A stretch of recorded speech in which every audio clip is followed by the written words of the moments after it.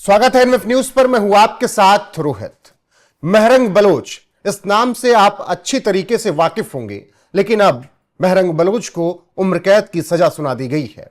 बलूचिस्तान की शेरनी जिसे कहा जाता था, जिससे पाकिस्तानी आर्मी खौफ खाती थी, अब उसे उम्र कैद की सजा सुनाई गई, जिसके बाद बलूचिस्तान में विद्रोह है, बवाल है, लोग सड़कों पर हैं और पाकिस्तानी आर्मी के खिलाफ नारे लग रहे हैं।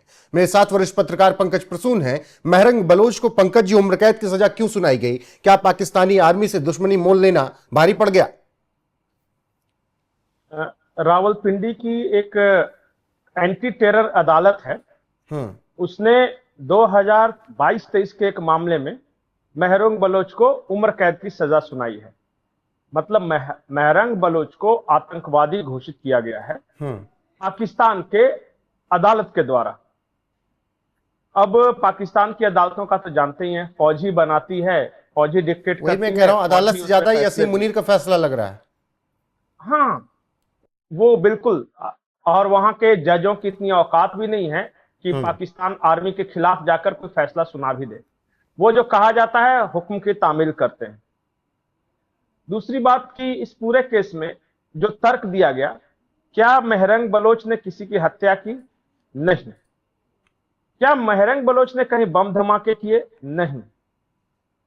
महरंग बलोच पर यह इल्जाम था कि इसने बलूचिस्तान के लोगों को भड़काया और फिर प्रदर्शन हुए। तो प्रदर्शन हुए, भड़काने, मतलब इस पे सीधे उम्र कैद, आतंकवादी। और वही पाकिस्तान की कोई भी अदालत आज तक हाफिज सईद को नहीं घोषित कर सकी, उम्र कैद की सजा नहीं सुना सकी।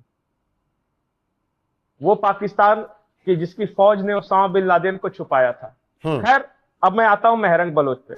जी, महरंग बलोच को आप सजा देना है, दीजिए, लेकिन चंद सवाल है जिसके जवाब पाकिस्तान को देने चाहिए। उन 11,000 गायब लोगों का क्या, जो बलूचिस्तान में अपने घर से पुलिस द्वारा उठाए तो गए पर कभी वापस नहीं आए। दुनिया में किसी को नहीं पता कि वो 11,000 लोग कहां हैं। और उनमें से एक महरंग बलोच के पिता भी। बिल्कुल। वो, अच्छा, पता है दुनिया में सबसे बड़ा, सबसे यंग कब्रिस्तान कहां है? यंग कब्रिस्तान मतलब ऐसा मत समझिए कि आजकल का बनाया हुआ, मतलब जिसमें दफनाए गए लाशों की एवरेज आयु सबसे कम है, वो बलूचिस्तान में है, क्वेटा के पास है। पता है उस कब्रिस्तान की औसत आयु क्या है लाशों की? 18 से 19 साल। मतलब कि उसमें कई ऐसे बच्चे भी होंगे जो 18 साल के कम उम्र के होंगे, उनको भी दफनाया गया होगा। 18-19 साल का भी दफना, एवरेज एज है वो। पाकिस्तान में ना महामारी आई, ना काल पड़ा, फिर इतनी बड़ी संख्या में यंग बच्चे कैसे मारे गए? इन्हीं सब सवालों का जवाब तो चाहती थी महरंग। उसने कहा कि मैं अपने दम पे पढ़ लिखकर डॉक्टर बनी। टाइम्स मैगजीन में कवर पेज पे आई, दुनिया भर में बलूचिस्तान के लोगों की हकीकत बताई। इससे चिढ़ किसको है? सिर्फ पाकिस्तानी आर्मी को। आज शायद ही बलूचिस्तान का कोई ऐसा घर होगा जिस घर में पाकिस्तानी आर्मी नहीं घुसी हो। पाकिस्तानी आर्मी कहना भी बेकार है, ये पंजाबी आर्मी न घुसी हो और जहां से औरतों को परेशान न किया हो, बच्चों को मारा न हो, नौजवानों को उठाकर गोली मार दी गई, फेंक दिया गया, दफना दिया गया, इसका कोई हिसाब नहीं है। और इसी चीज के खिलाफ आवाज उठाने, वो सिर्फ इतना चाहते थे कि बताओ कि ये कहां है।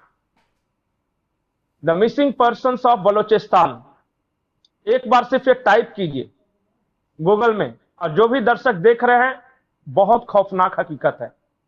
दुनिया में सबसे बड़ा जेनोसाइड अगर कहीं हुआ है तो बलूचिस्तान में हुआ है। धोखे का शिकार अगर हुए हैं तो बलूचिस्तान के लोग हुए हैं। आप सरदार खान का नाम सुने हैं बलूचिस्तान में?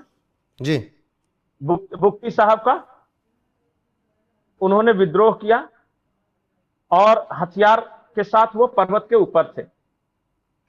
पंजाबी आर्मी ने कुरान पे कसम खाकर कहा, कुरान पे हाथ रख के कसम खा कहा कि सरदार साहब नीचे उतरिए, आपको कुछ नहीं होगा।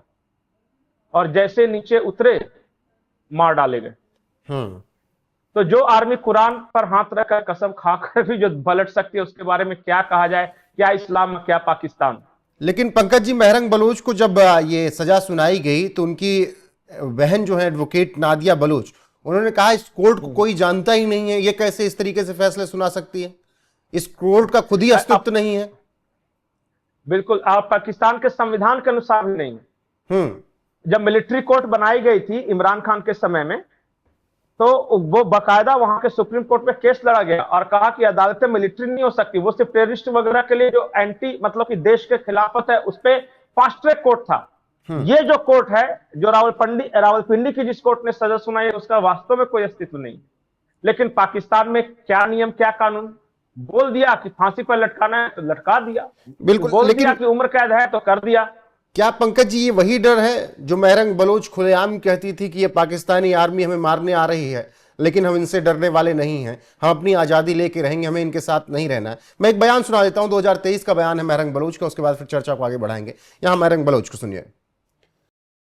वो हर रोज हमें मारने आते हैं, हर रोज छुप कर गीदड़ की तरह वार करते हैं। आप हमें डरा नहीं सकते। लाशें गिराएंगे, गिराएं और कितने गिराएंगे? लाशें गिरने से हम क्या कमजोर पड़ जाएंगे? आ जाए, किस किस को मारेंगे आप? जितने मारेंगे हम उतने निकलेंगे और हमारी हर नस्ल आपके खिलाफ सिर्फ मुजम्मत का ही रास्ता अपनाएगी। बाज आ जाओ, अब बलोच अवाम खड़ी हुई है। ये 1948 नहीं है, ये 2023 है। और ये बंगाल नहीं है, ये बलूचिस्तान है। हम कभी नहीं भूलेंगे अपने शहीदों को। हम हैं उन इज्तिमाई कब्रों के वारिस जिनको आप फेंकते हो ना, वो बलोच की कब्रें हैं, बलोच नस्ल की कब्रें हैं, बलोच कौम की कब्रें हैं। बलोच अपने शहीदों के वारिस है। बलोच अपने शहीदों को कभी नहीं भूलेगा, ना आप लोगों को भूलने देगा। याद करना, 25 जनवरी बलोच नस्ल खुशी का दिन है। हम अपने आने वाले नस्लों को सड़कों पर रोते हुए नहीं देख सकते। हम अपने आने वाले नस्लों को नहीं देख सकते कि वो पाकिस्तान के सामने शर्मिंदा हो। लेकिन आज वो खौफजदा है। खौफजदा इसलिए है कि आप सब लोग फिर से उठ खड़े हुए हो। आप सब लोग वो बुनियादी सवाल कर रहे हो जो नौरोज खान ने किया था, जो बालाज मरी ने किया था, जो बानो करीमा ने किया था। सवाल वही है, रिपीट होते जा रहे हैं, रिपीट होते जा रहे हैं। हमने अपना काम कर लिया है। हमने अपने आने वाली नस्ल को, हमने जिस तरह बलूचिस्तान के चप्पे चप्पे से औरतें निकली, बच्चे निकले। पंकज जी, क्या यही बयानबाजी, क्या यही तेवर महरंग बलोच के लिए भारी पड़ गया? मुझे ऐसा लगता है रोहित कि ईमानदारी से बताता हूं, बलूचिस्तान की हालत या पश्तूनिस्तान की हालत, जिसको ये खैबर पख्तूनख्वा कहते हैं, या वो पीओके की हालत जो उनका कश्मीर है, पता है? रावलकोट के बारे में कल पाकिस्तान के डिफेंस मिनिस्टर ने क्या कहा है कि Rawalakot is not part of Pakistan. और इसके खिलाफ ब्रिटेन की संसद में एक लॉ मेकर ने एक वीडियो भी जारी किया है। अब सोचिए कि जरा सा किसी ने आवाज उठा दी, अपनी मांगे कर दी, तो सीधे कहते हैं कि वो कश्मीर का हिस्सा है नहीं, वो पाकिस्तान का हिस्सा नहीं, ये तो इंडिया के एजेंट हो गए, ये राक एजेंट हो गए। तो सारे अफगानी आज राक एजेंट हैं, सारे पश्तून राक एजेंट हैं, सारे बलोच राक एजेंट हैं, सारे कश्मीरी राक एजेंट हैं। अब पाकिस्तान के नेताओं और पंजाबी आर्मी के नजर में सारे के सारे रॉक एजेंट हैं। यहां तक कि इमरान खान भी, उसके बारे में भी कहा गया। अब कौन नहीं है पाकिस्तान में, इन्हीं से पूछ लिया जाए। बिल्कुल। अब आखिर में बलूचिस्तान के हालात अब क्या हैं इस फैसले के बाद?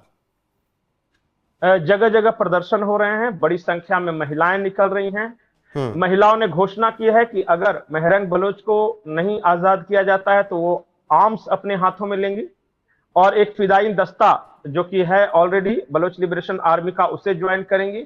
और उन्होंने कहा है कि कोई भी ऐसा घर नहीं होगा बलूचिस्तान का जिसके लोग हाथों में हथियार लेकर इस पंजाबी आर्मी को मारने के लिए नहीं उतरेंगे।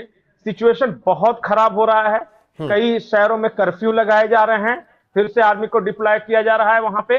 और बलूचिस्तान के लगभग हर कस्बे, हर शहर में इस वक्त प्रदर्शन हो रहे हैं। बिल्कुल। बाकी महरंग बलोच को उम्र कैद के बाद जो स्थितियां हैं वो आगे हम आपको बताते रहेंगे। अभी के लिए इस वीडियो में बस इतना ही। बने रहिए हमारे साथ लगातार देश और दुनिया के हर अपडेट के लिए। नमस्कार।